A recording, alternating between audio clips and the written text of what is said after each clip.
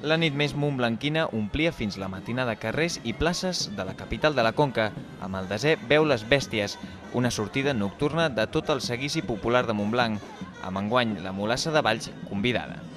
Un acte en què la cercavila fa diferents aturades en punts del nucli històric on es serveixen 4 begudes típiques dels països catalans i una beguda pròpia montblanquina.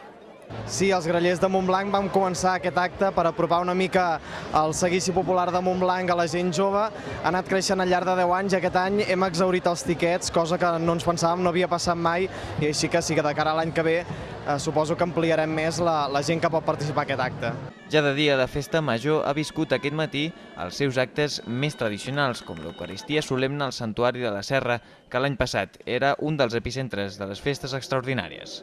Bé, doncs, un any més a la Festa Major. L'any passat vam celebrar les festes extraordinàries de la Mare de Déu de la Serra. Aquest any tornem al que diríem una Festa Major normal, però bé, molt contents, seguim amb els actes tradicionals, seguim amb aniversaris, seguim amb nous grups de música, amb diferents nits, diferents matins, per la canalla, per la gent gran, per tothom. Una Festa Major plural, com creiem que és el que ha de ser la Festa Major.